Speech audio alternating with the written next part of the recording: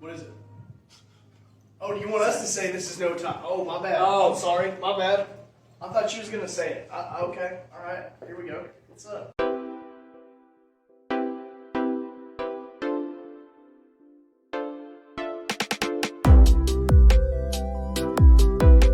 This is no time. We are the grower of the month.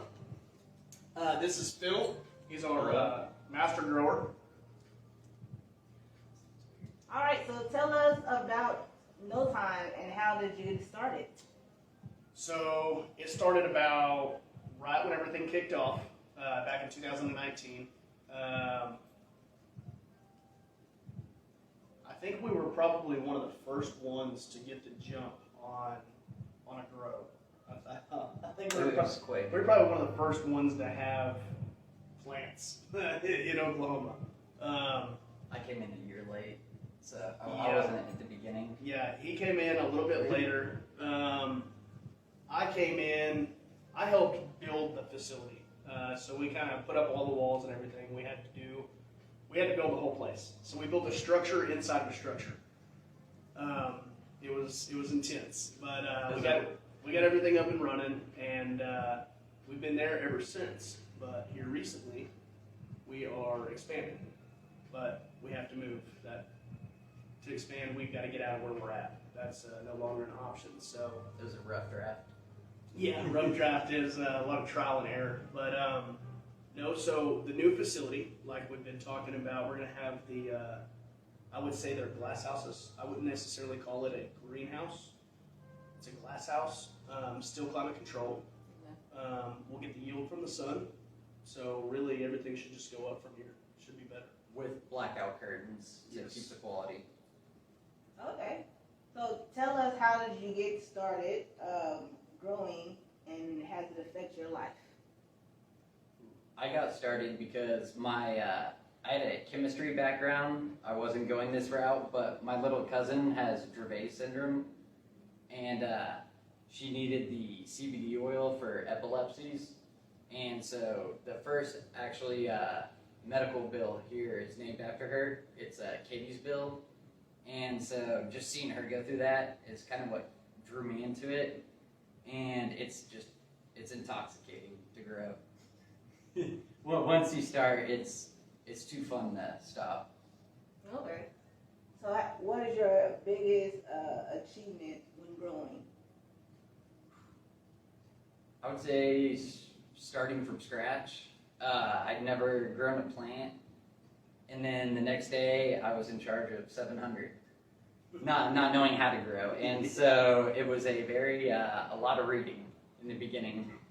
Okay. So I would say I'm proud of. We pretty much learned it ourselves, and just think we've done all right since then. Yeah, for something that was just kind of thrown, you could say thrown together. I mean, it's not like we just set up shop in the backyard, but So what made you? I'm sorry. What made you want to get into the cannabis? with me, it was, my dad's the one that actually started the company. I helped build it and everything else. I wanted to help, but I stepped away. I was in the oil field for the last 8 years, and here recently, I just took over. Was it 5 months ago? 4 months ago? 4 months. About 4 months ago, I actually just stepped in and kind of took over management. I'm more of the management side of things, the business aspect. But what I will say that I've enjoyed since I've been here, because I'm not a huge grower. He's the grower.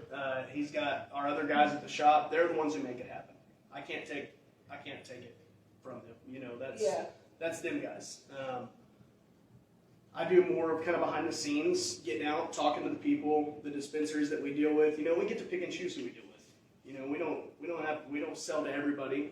We're pretty exclusive as far as if we sell to someone, we're not going to sell to the guy next door.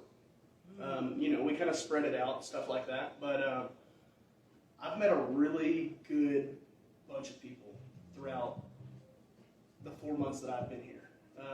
I thought it was going to be a little bit more cutthroat in the cannabis business, to be honest. I really did. I thought it would. But everybody supports everybody. Nobody downs anybody else's business. Nobody really throws anybody under the bus. Everybody's very proactive throughout the whole movement.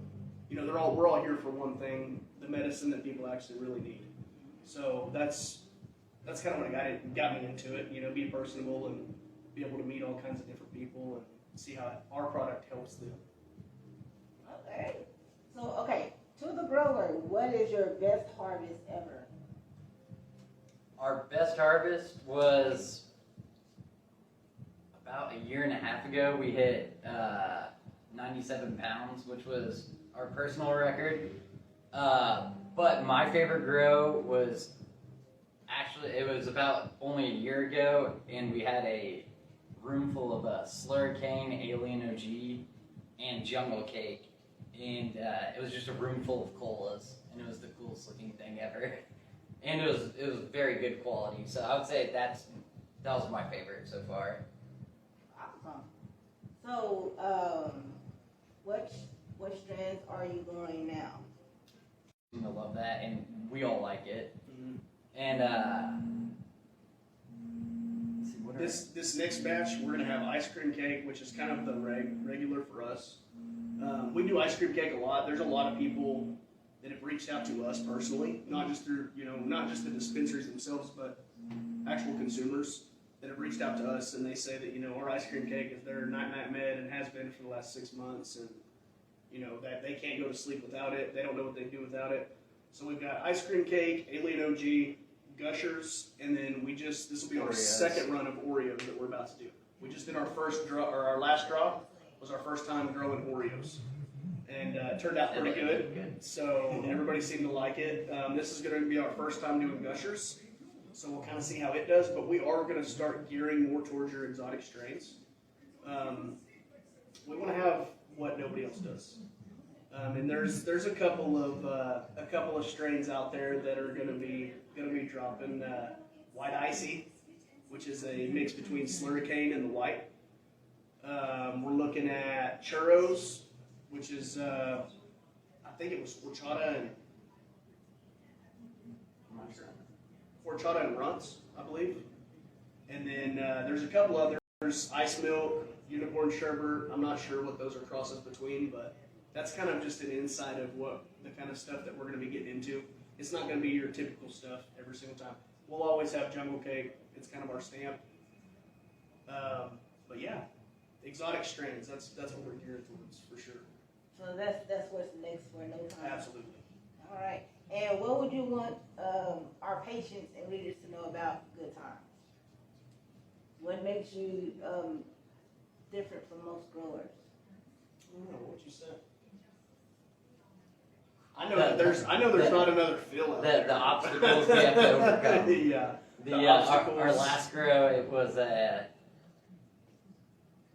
fell apart as we were growing, and so to all of our workers, like, we really had to. The fact that we still prevailed was it just shows the dedication that them guys. Yeah, I mean these guys put in the time. I'd say we all love to do it there. Like, everyone tries to, like, almost beat each other there to work, just because it's not really work.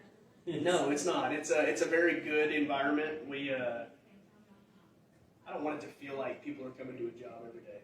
I want it to be enjoyable. It's not work until your HVAC goes down, and then it's work. But yes. But all in all, it's we have very good camaraderie where we are. I feel like everybody that's there is grateful to be there. I don't think they feel like they're bound there because of a paycheck or anything. I think they actually enjoy being there. Okay. And any last words you'd like to say to the people? Keep an eye out for us. we'll have a new building, and the quality will only be getting better. Absolutely.